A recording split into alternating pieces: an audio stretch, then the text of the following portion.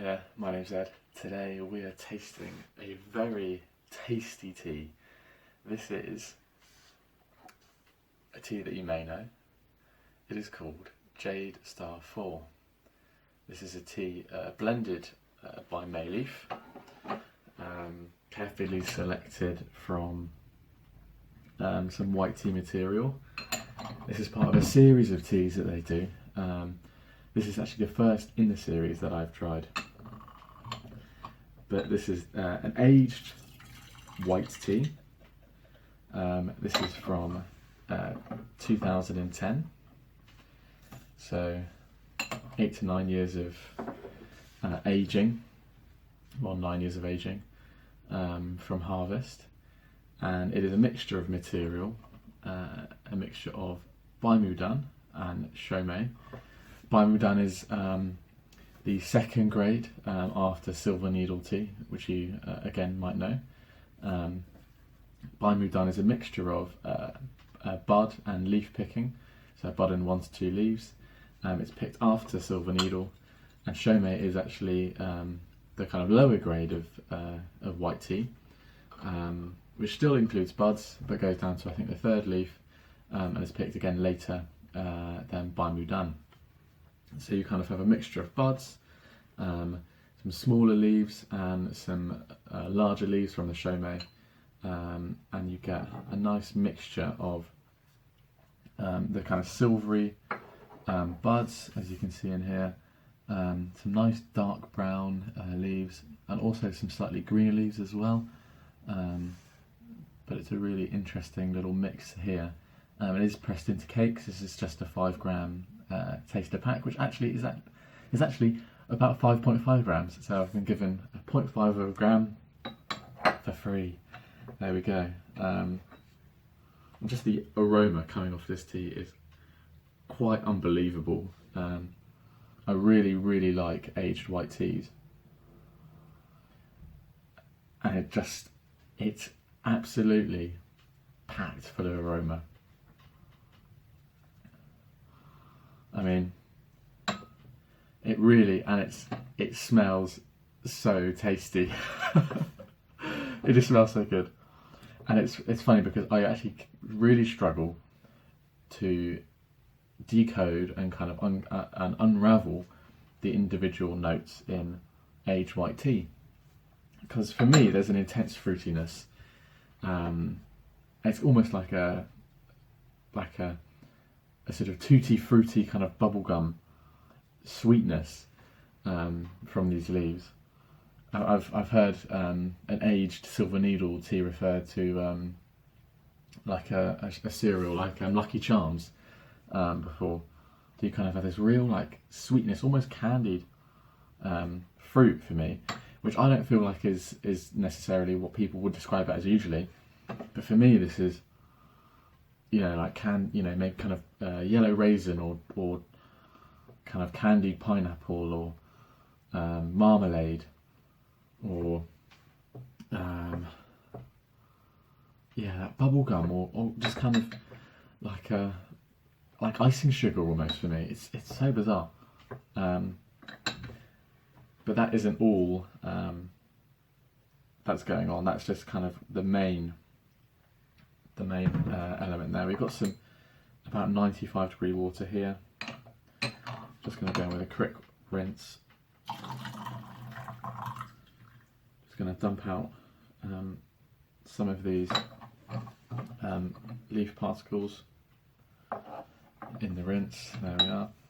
Whoa. So now it's got slightly richer, slightly malty for me, like almost like a black tea, and kind of toasty and creamy. And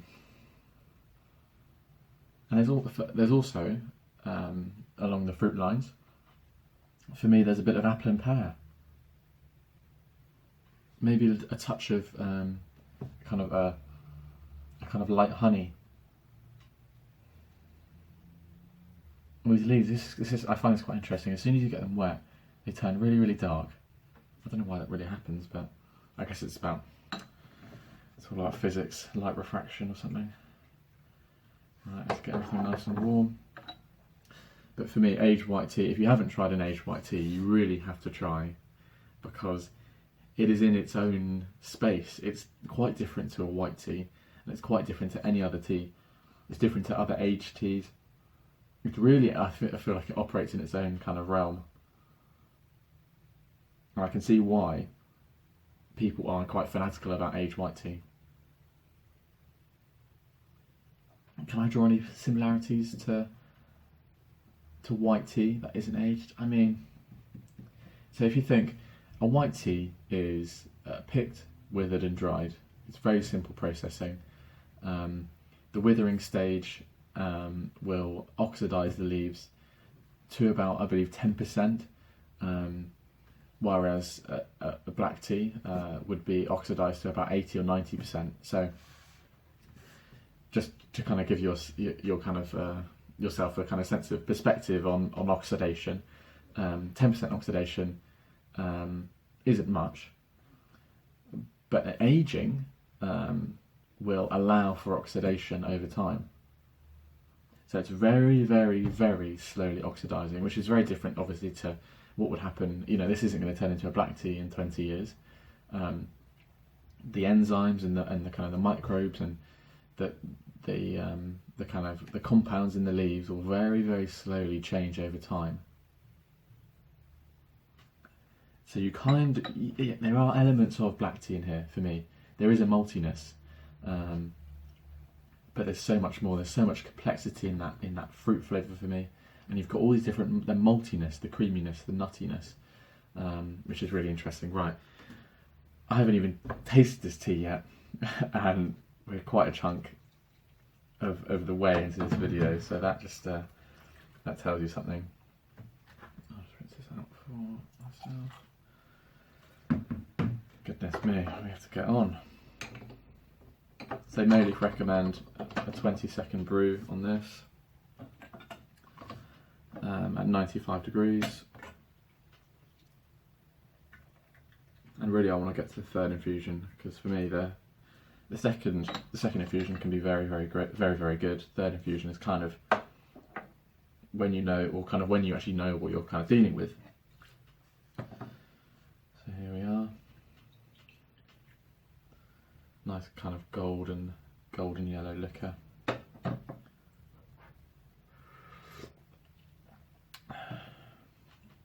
Yeah, there's a brightness.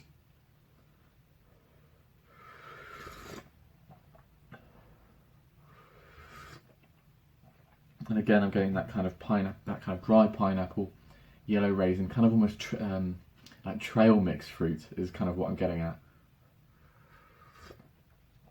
So not fresh fruit, but kind of candied or dried or kind of raisin fruit. But also that intense kind of, it's a mixture of that dried fruit, the kind of trail mix fruit, but also you get that sweetness, which is kind of like the bubble gum, the kind of icing sugar sort of vibe.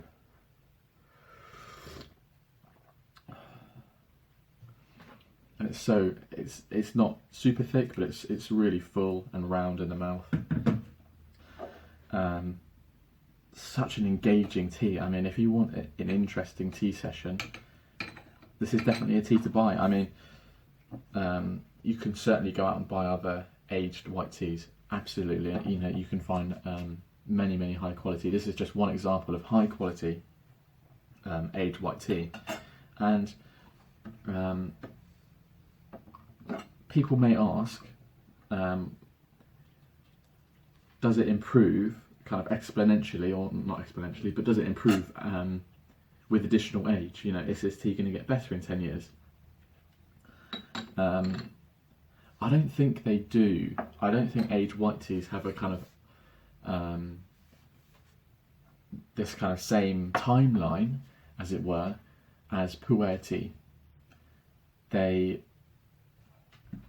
kind of tail off, as it were.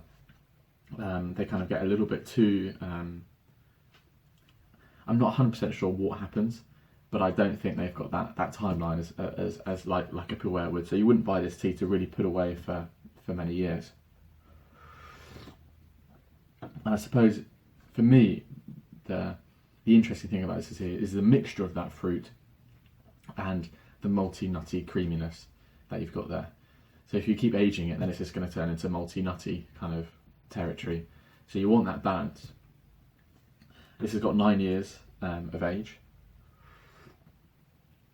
which is quite substantial. And another thing that people really seek white tea or age white tea out for is the psychoactive effects. A big tea high, tea drunk thing, you know, it's what a lot of people, you can always hear like the white tea is kind of like absorbing into the brain. A lot of people are interested in tea high, are interested to experience it, because you never think that you could get a kind of psychoactive effect from tea. It is true, there are psychoactive chemicals in tea, and especially if you're drinking 5.5 grams over, you know, a period of time, you are going to get a substantial amount of these chemicals into your body. However, I would not buy this tea or aged white tea in general purely to experience the psychoactive effects. I would not recommend that whatsoever, because personally I don't get a massive tea high or tea rush or tea drunkenness effect. You certainly do, but it's not it's not like let's say it's not like alcohol, for example. It doesn't have this significant effect on you, and people might be expecting that. So do not buy this buy aged white tea if you just want to experience psychoactive effects, because I think you'll be disappointed. I think if you're interested in a tea as well, then by all means go ahead.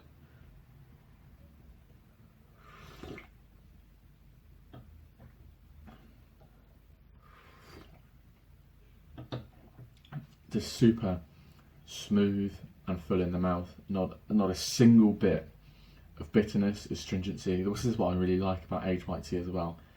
Is you can brew it and brew it, and it's not going to get astringent. It's not going to get bitter. You're not going to get any of these kind of like negative, less desirable flavours. Although those flavours are desirable in certain contexts, but with white tea you've got this really accessible, easy drinking is what it is really. It's just super easy drinking, super calming and just awesome. I mean, I just absolutely love white tea, aged white tea.